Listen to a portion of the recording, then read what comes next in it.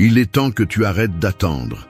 Arrête d'être celui qui demande la permission, celui qui se contente toujours, celui qui pense pouvoir changer quelque chose sans lever le petit doigt. La vérité est claire. Le monde ne te doit rien. Si tu cherches l'approbation des autres, tu perds ton temps. Si tu continues à poursuivre ce qui ne te cherche pas, tu ne gagneras jamais. C'est le moment de renverser les règles. Dans cette vidéo, tu vas apprendre à utiliser l'attraction comme un outil, à utiliser la psychologie en ta faveur et surtout à garder le contrôle. Créer du désir n'est pas une question de disponibilité ou de suivre les autres. Il s'agit de savoir quand garder tes distances, comment créer une exclusivité qui te rend irrésistible et comment mettre à l'épreuve les attentes des autres sans craindre de perdre. Ce chemin n'est pas pour les faibles, ni pour ceux qui attendent que la vie leur donne quelque chose. Il est pour ceux qui sont prêts à prendre le contrôle total de leur destin. Ici, il n'y a pas d'excuses, seulement des actions, des décisions et des résultats. Si tu es prêt à arrêter d'être un spectateur et à commencer à dominer, alors commençons par le premier point. 1. La psychologie de l'exclusivité. Comment créer le désir en préservant votre espace personnel? La plupart des gens commettent l'erreur grave de penser que l'attraction se crée en étant toujours disponible, en cherchant constamment la validation des autres, en poursuivant ceux qui ne sont pas intéressés. La vérité est que la véritable attraction naît de l'exclusivité. La psychologie derrière cette attraction ne repose pas sur la disponibilité à chaque instant, mais sur la préservation de votre espace personnel et la décision de qui le partage avec vous. Ce contrôle est ce qui vous place en position de pouvoir, et c'est la clé. L'exclusivité ne consiste pas à être occupé tout le temps, ni à donner constamment, mais à être sélectif avec votre temps et votre énergie. Celui qui ne sait pas poser de limites n'a pas de contrôle, et lorsque vous vous offrez tout le temps, vous perdez de la valeur. Le secret réside dans le fait de se faire rare, de décider quand être présent et quand garder vos distances. Lorsque vous cessez d'être si accessible, vous devenez désirable. La valeur de ce qui est rare, de ce qui est difficile à obtenir, est ce qui génère le désir authentique chez les autres. Pensez-y un instant. Que se passerait-il si vous étiez le seul dans votre entourage à ne pas être disponible à chaque instant? Les gens commenceraient à vous chercher, à vouloir votre temps, à vous valoriser beaucoup plus. La rareté crée de la valeur. Si vous vous offrez tout le temps, vous ne générerez jamais de désir. Mais si vous vous faites rare, vous devenez quelque chose que les gens veulent atteindre. L'attraction ne vient pas d'être là tout le temps, mais d'être capable de préserver votre espace personnel sans être un objet accessible. Le pouvoir de votre espace personnel réside dans ce que vous décidez de retenir. Si tout ce que vous êtes et avez est à la disposition des autres, vous perdez l'avantage. Lorsque vous décidez de poser des limites, lorsque vous décidez de ne pas donner tout ce que vous avez, vous montrez que votre temps a une valeur réelle et que tout le monde ne peut pas y accéder. C'est le principe fondamental. Ne pas être si accessible. Les gens valorisent ce qu'ils ne peuvent pas avoir si facilement. Lorsque vous décidez de cesser d'être celui qui est toujours disponible, vous commencez à être perçu différemment. Les personnes qui vous prenaient pour acquis vous cherchent maintenant, vous désirent, veulent ce que vous avez. L'exclusivité se crée non seulement avec ce que vous offrez, mais aussi avec ce que vous décidez de retenir et de garder pour vous-même. Il ne s'agit pas de vous éloigner complètement, mais d'être intelligent et stratégique avec ce que vous donnez. Il est temps d'arrêter d'être celui qui est toujours disponible. Faites en sorte qu'on vous cherche. Faites en sorte que votre temps et votre énergie soient considérés comme un privilège. L'exclusivité ne signifie pas disparaître, mais ne pas être prévisible. Lorsque vous contrôlez votre espace personnel, lorsque vous vous faites rare et précieux, vous commencez à être perçu comme quelqu'un d'irremplaçable. Arrêtez d'être l'option facile et devenez une nécessité. 2. Change la narration. Est-ce que tu es vraiment rejeté? T'es-tu déjà arrêté pour penser pourquoi tu prends le rejet si personnellement? Pourquoi penses-tu que les gens te rejettent? La première chose que tu dois comprendre est que la plupart du temps, les gens ce n'est pas à propos de toi. Le rejet n'est pas un reflet de ta valeur, c'est simplement une manifestation de circonstances externes, de préférences étrangères ou, pire encore, une perception erronée que tu as créée dans ta tête. La façon dont tu vois le rejet est la clé pour changer comment il t'affecte. Si tu continues à regarder les portes fermées comme un coup à ton estime de soi, tu resteras un esclave de cette narration. Le problème n'est pas que tu sois rejeté, mais que tu as permis à cette expérience de définir ta valeur. Penses-tu vraiment que le rejet est quelque chose de personnel? Ce n'est pas le cas. C'est simplement une réaction des autres. Et la plupart du temps, cela n'a rien à voir avec toi, mais avec leur propre perception, leurs insécurités et leur vision limitée. Changer la narration est ce qui te donne du pouvoir. Le rejet n'est pas une défaite, c'est un signe que tu n'es peut-être pas aligné avec ce dont tu as vraiment besoin.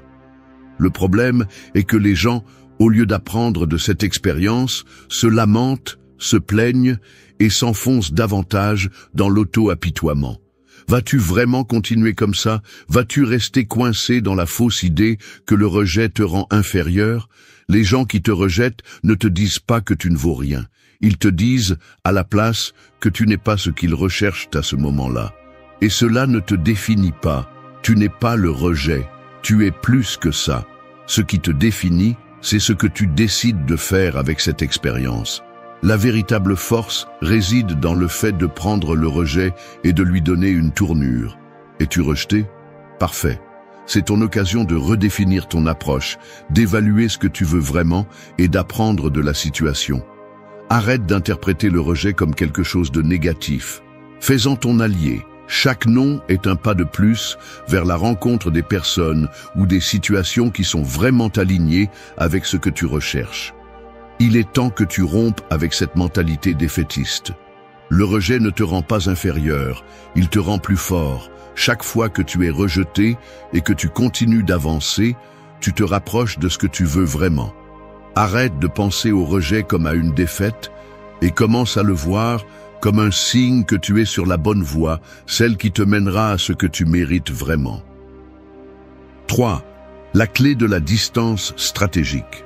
On t'a appris à croire que se rapprocher, être disponible tout le temps et toujours montrer ton intérêt est la bonne manière de générer de l'attraction. Mais je vais te dire quelque chose de clair. Cette mentalité te fait couler. La distance stratégique est ce qui te met vraiment en position de pouvoir. Les gens sont attirés par ce qui est difficile à atteindre, par ce qu'ils n'ont pas à portée de main. Et toi, si tu continues à être une présence constante, tu perdras tout ton attrait. La véritable clé pour maîtriser toute interaction est de comprendre le pouvoir de l'espace, la valeur que tu crées quand tu n'es pas toujours à portée des autres.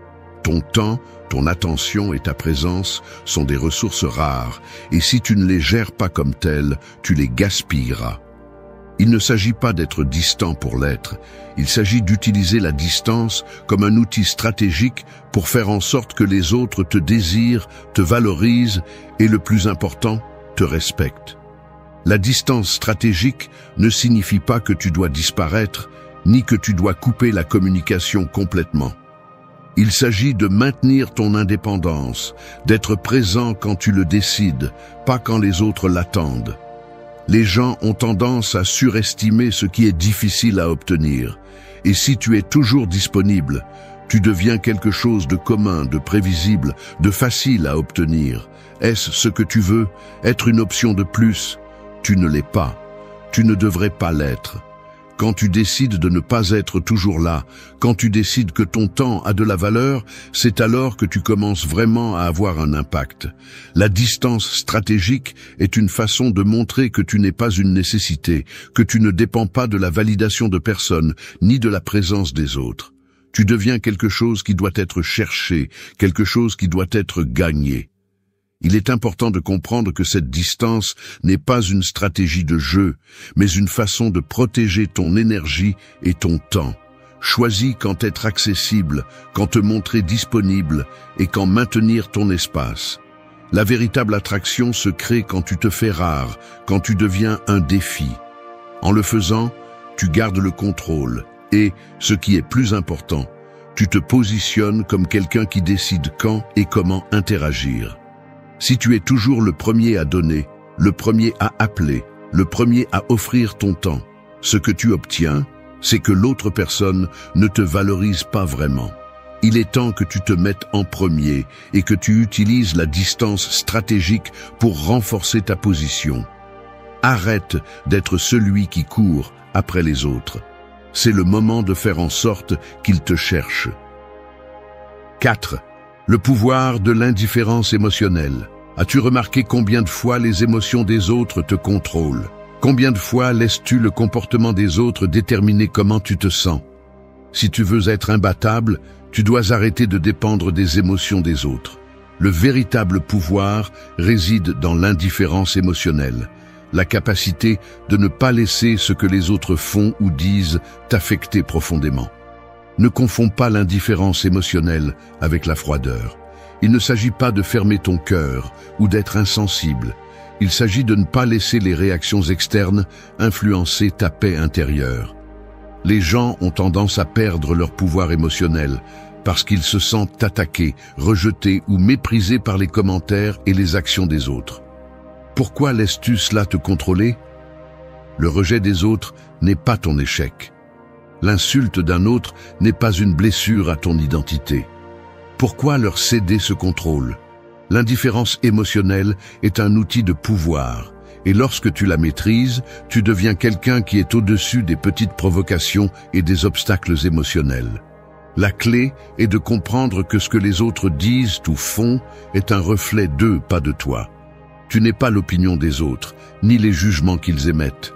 Ce qui t'affecte vraiment, c'est ce que tu décides de laisser t'affecter. Quand tu deviens émotionnellement indifférent, tu te libères. Tu ne laisses pas les commentaires, les critiques ou les attentes des autres déterminer tes décisions. T'ont-ils critiqué? T'ont-ils ignoré? T'ont-ils laissé de côté? Et alors? Cela ne te définit pas. Le rejet, la critique, les manipulations émotionnelles des autres n'ont aucun pouvoir sur toi si tu décides qu'ils n'en ont pas. Tu es celui qui établit les règles. Lorsque tu fais face à ces situations sans perdre le contrôle, sans réagir émotionnellement, tu deviens une figure plus forte et plus respectée.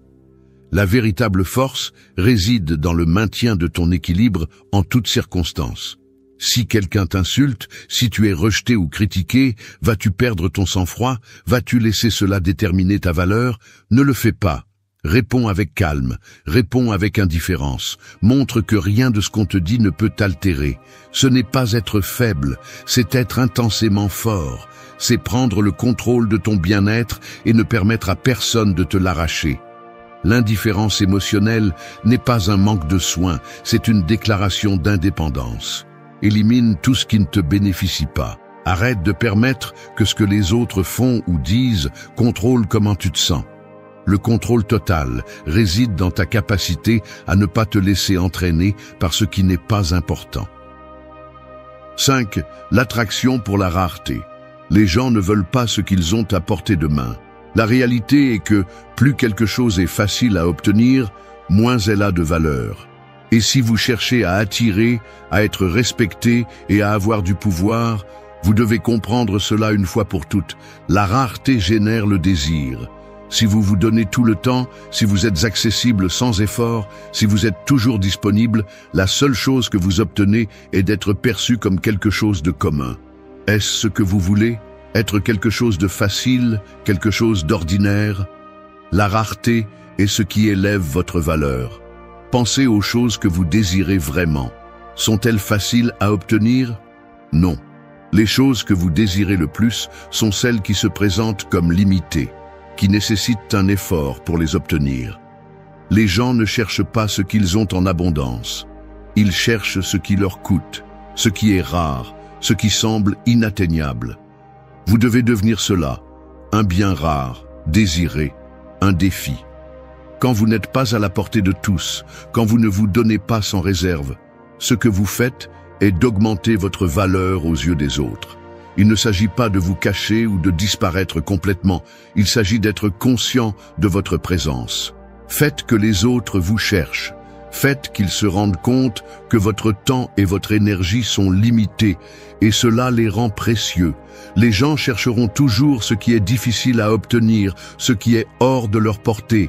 Si vous voulez être quelqu'un qui attire vraiment, faites qu'ils vous cherchent, faites qu'ils vous valorisent.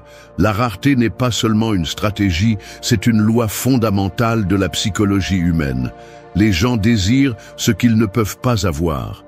Si vous êtes toujours disponible, si vous donnez toujours, si vous vous donnez sans y penser, vous devenez quelque chose de facile à obtenir, quelque chose qui perd rapidement son attrait.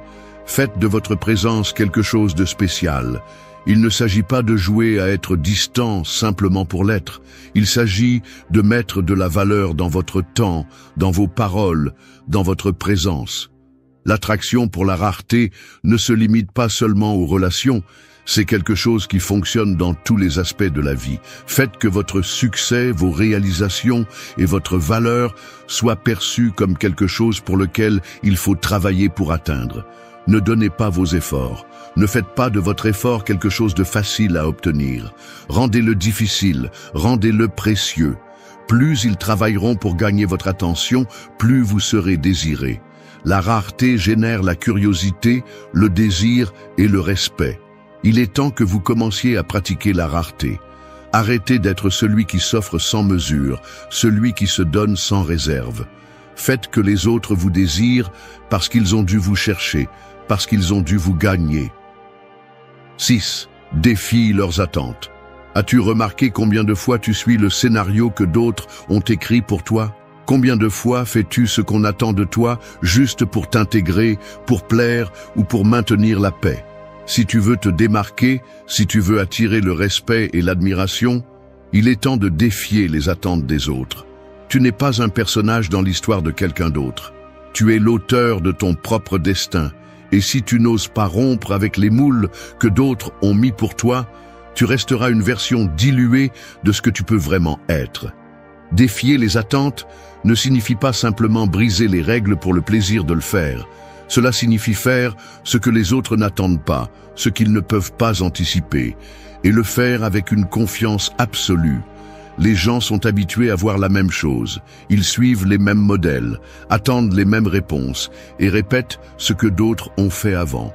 Et toi, si tu suis ce chemin, tu deviens une copie, pas une figure qui inspire l'admiration. Si tu veux être respecté, si tu veux vraiment être valorisé, il est temps de leur montrer que tu n'es pas là pour suivre le chemin préétabli.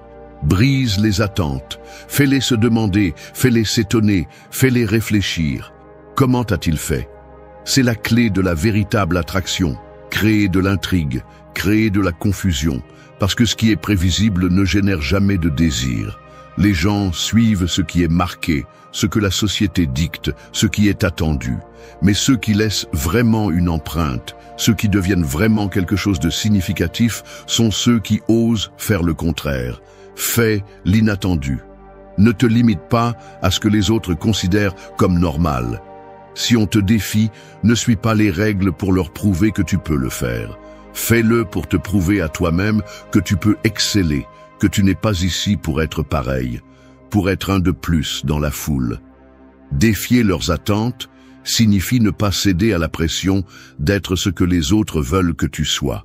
Ces commentaires et jugements étrangers, ces attentes que les autres t'imposent, ne sont que des pièges mentaux. Tu décides qui tu es, ce que tu fais et comment tu agis. Qui dit que tu dois suivre le chemin traditionnel? Qui t'a donné le droit de dire que tu ne peux pas aller dans la direction que le reste des autres évite? Défier leurs attentes a aussi un effet secondaire puissant. Cela t'empower. Cela te libère des chaînes du jugement d'autrui, te rend plus fort, plus sûr de toi et plus centré sur tes propres valeurs. Tu deviens quelqu'un d'imprévisible.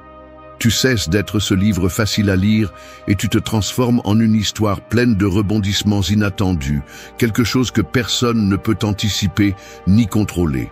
C'est la véritable force, être libre, être toi-même, être qui tu es vraiment, sans peur du qu'en dira-t-on. Les gens ont peur de défier les attentes parce qu'ils craignent le rejet, l'échec ou l'inconfort. Il est temps que tu te rendes compte que le rejet n'est qu'une étape de plus vers ta grandeur. Si tu ne défies pas les attentes, tu restes prisonnier de ce que les autres veulent que tu sois. Brise ces chaînes, fais ce que les autres craignent de faire, fais ce qu'ils n'ont jamais imaginé que tu serais capable de faire.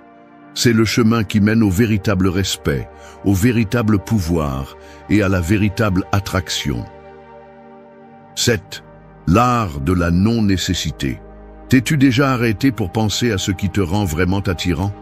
Ce n'est pas être celui qui est toujours disponible, ni celui qui donne toujours sans rien attendre en retour.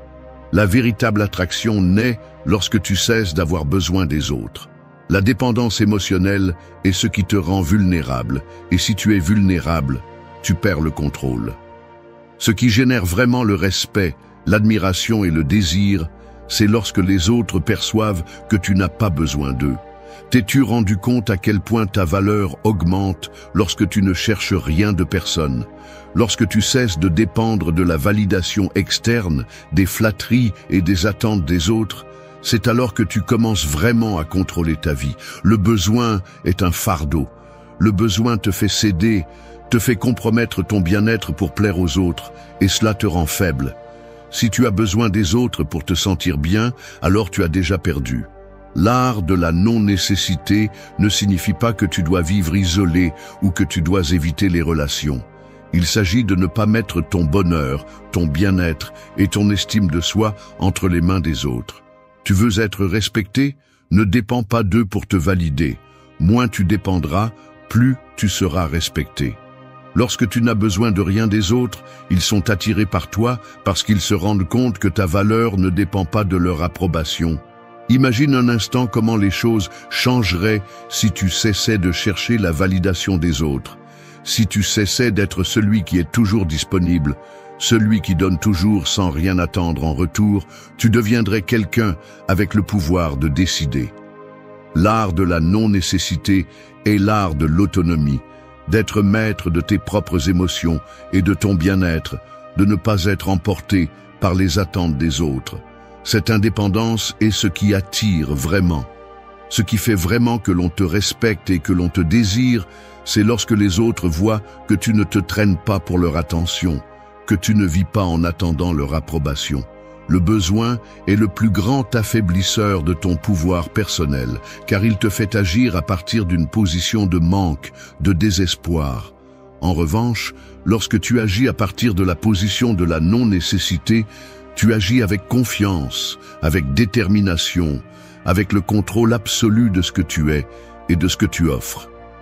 Chaque fois que tu mets ta valeur entre les mains des autres, chaque fois que tu cherches leur approbation, tu donnes ton pouvoir. Fais le contraire, sois celui qui n'a pas besoin, mais celui qui donne ce qu'il a quand il le décide, sans rien attendre en retour. C'est cela qui te rend vraiment irrésistible. 8. La fascination pour l'inconnu. T'es-tu déjà arrêté pour réfléchir pourquoi ce que tu ne peux pas comprendre complètement t'attire? La fascination pour l'inconnu est l'une des forces les plus puissantes qui existent. Ce qui n'est pas connu, ce qui reste dans l'ombre, est ce qui provoque le désir le plus profond. Les gens ne cherchent pas ce qu'ils ont déjà clairement, ce qu'ils connaissent déjà. La véritable attraction se réveille quand tu deviens un mystère, quand tu es quelque chose qu'ils ne peuvent pas avoir immédiatement, quelque chose qu'ils doivent découvrir. T'es-tu rendu compte comment les gens sont attirés par ce qui est ambigu, par ce qu'ils ne peuvent pas prédire ou contrôler? C'est le mystère qui provoque le désir. Et si tu es quelqu'un de prévisible, facile à lire, quelqu'un qui est à portée de main, tu t'es condamné à être une option de plus. Personne n'est attiré par ce qu'ils ont déjà vu et touché. Les gens veulent ce qui est hors de leur portée, ce qu'ils ne comprennent pas complètement, ce qui éveille leur curiosité. Le pouvoir est de rester inaccessible, de ne pas tout révéler sur toi-même. Ne sois pas le livre ouvert, ne sois pas la réponse immédiate. Fais-toi désirer parce qu'ils n'ont pas toutes les pièces du puzzle. La fascination pour l'inconnu n'est pas une question de cacher qui tu es, mais de montrer seulement ce que tu veux qu'ils voient. Fais en sorte que les autres se demandent, qu'ils restent avec l'envie de plus. Quand tu deviens un mystère, Ce que tu réussis à faire, c'est de garder le contrôle, parce qu'ils seront toujours à la recherche de réponses que tu n'es pas disposé à donner. Il n'y a rien de plus puissant que de garder une partie de toi-même inaccessible. Cela ne signifie pas jouer à des jeux stupides, ni manipuler de manière égoïste. Cela signifie que tu ne dois pas être si facilement déchiffré. Fais en sorte que les gens s'intéressent à ce qui est au-delà de l'évidence. Quand tu laisses de la place à l'imagination, tu crées une tension qui maintient les gens près de toi, toujours à la recherche de découvrir plus. C'est le point le plus important. Le mystère génère la fascination. Et la fascination mène au désir. Si tu es toujours transparent, si tu partages toujours tout, si tu ne laisses rien à l'imagination, tu deviens ennuyeux. Pourquoi? Parce qu'il n'y a rien à découvrir, rien à attendre. Mais quand tu es le mystère, quand tu t'entoures de quelque chose qui reste sans réponse immédiate, tu deviens quelqu'un à qui ils ne peuvent pas arrêter de penser. La fascination pour l'inconnu est le moteur qui fait que les autres veulent faire partie de ta vie. Mais tu auras toujours le contrôle de ce que tu montres et de ce que tu caches. Fais en sorte qu'ils restent avec l'envie de plus, maintiens ce halo de mystère, et tu verras comment tout autour de toi commence à changer. La clé est d'être incompréhensible, d'être quelque chose qu'ils doivent toujours chercher. 9. Le changement de perspective, transformer le non en victoire. As-tu déjà considéré qu'un non pourrait être ta plus grande victoire? La plupart des gens voient le rejet comme un échec, comme un signe qu'ils ne sont pas assez bons ou qu'ils ont échoué. Mais je vais te dire quelque chose qui te surprendra probablement. Le non n'est pas un échec, c'est une opportunité. La clé est de changer de perspective, de transformer ce rejet en quelque chose qui te renforce plutôt que de t'affaiblir. Le non n'est pas un rejet de ta valeur, ce n'est pas un jugement qui dit que tu n'es pas digne. Le non indique simplement qu'à ce moment-là, l'autre personne n'est pas en phase avec ce que tu proposes. Cela ne te définit pas. Ce qui compte vraiment, c'est comment tu réagis à ce non. Est-ce que tu te décomposes, recules ou prends le non et le transformes en tremplin pour ton prochain pas? La différence entre ceux qui restent bloqués et ceux qui avancent réside dans la façon dont ils affrontent le rejet. Le non te donne du pouvoir. Il te permet de redéfinir le chemin, de remettre en question ce qui ne fonctionne pas et d'ajuster ton approche. Au lieu de voir le rejet comme un obstacle, utilise-le comme un signe que tu es sur la bonne voie. Chaque fois que tu fais face à un non, tu as l'opportunité de faire un ajustement et de te rapprocher encore plus de ce que tu désires vraiment. Il ne s'agit pas de se rendre, il s'agit de s'adapter et de continuer avec plus de force. Quand tu transformes un non en victoire, tu te positionnes comme quelqu'un qui ne dépend pas de l'acceptation externe. Ta valeur ne se mesure pas au rejet que tu affrontes, mais à la façon dont tu te relèves après eux. Le non n'est qu'une partie du processus. Et si tu comprends cela, tu deviens imbattable. Chaque rejet est une opportunité de démontrer ta résilience, de montrer que rien ne t'arrête. Transformer le non en victoire signifie tirer parti de chaque expérience pour grandir, pour apprendre et pour t'améliorer. Pourquoi se lamenter pour un non? Pourquoi le laisser te démolir? Prends ce rejet, relève-toi avec plus de force et continue d'avancer avec la même confiance. Chaque non est juste une confirmation que le oui est beaucoup plus proche. Rappelle-toi, le non n'est qu'une étape sur le chemin vers le oui. Ne le laisse pas te définir. Change ta perspective, change ton approche et fais en sorte que chaque non te rapproche de ce que tu désires vraiment. Au lieu d'être vaincu par un non, utilise cette expérience pour continuer à atteindre tes objectifs sans jamais abandonner. 10. Le temps comme allié.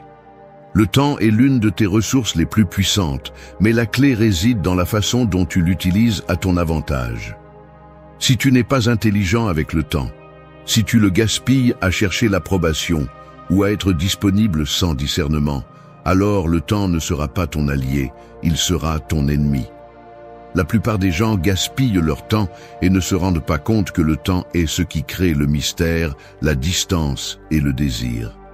Lorsque tu contrôles ton temps, lorsque tu décides quand et comment être présent, tu deviens quelqu'un que les autres valorisent davantage. La rareté ne s'applique pas seulement à ta présence physique, mais aussi à ta disponibilité temporelle. Lorsque tu es celui qui est toujours disponible, tu perds du pouvoir. Lorsque tu contrôles ton temps, tu deviens quelque chose de précieux, quelque chose qui n'est pas facilement accessible. Le temps ne doit pas être quelque chose qui est gaspillé. C'est un allié clé pour créer une aura d'exclusivité. Fais en sorte qu'on te cherche. Fais de ta présence un privilège. La clé du temps est d'apprendre à être stratégique avec ta présence. Si tu veux être désiré, si tu veux être vu comme quelque chose de rare et de précieux, fais que le temps joue en ta faveur. Ne sois pas celui qui répond toujours aux messages immédiatement. Ne sois pas celui qui est toujours disponible pour les réunions et les demandes. Le pouvoir est dans le contrôle de ton temps. Plus ton temps est géré, plus tu seras respecté, plus tu deviendras attrayant. Rappelle-toi que le temps est une ressource finie et ce qui n'est pas accessible est ce qui attire le plus. Lorsque tu deviens quelqu'un qui ne s'offre pas pour n'importe quoi, lorsque tu apprends à attendre le moment parfait pour agir, alors le temps cesse d'être quelque chose qui t'échappe et devient ton allié le plus précieux. Ne laisse pas les autres contrôler ton temps. Sois le maître de ton temps et tu verras comment cela te donne le contrôle de la situation et des interactions. Chaque moment que tu passes à attendre, à ne pas être disponible à chaque seconde, te rend plus désirable, plus difficile à atteindre. Ce n'est pas seulement un jeu de « je ne suis pas disponible », c'est un jeu de contrôle et de pouvoir. Fais de ton temps la chose la plus précieuse que tu offres et tu verras comment la dynamique change en ta faveur. Lorsque le temps est de ton côté, le désir des autres devient inévitable. Merci d'être resté jusqu'à la fin de la vidéo. Si vous avez tout vu, commentez « Je suis stoïcien » comme notre signe secret, indiquant que vous êtes un véritable apprenant du stoïcisme. N'oubliez pas de vous abonner et de liker la vidéo si elle vous a plu. Rendez-vous dans la prochaine vidéo et rappelez-vous, continuez à cultiver votre esprit stoïque.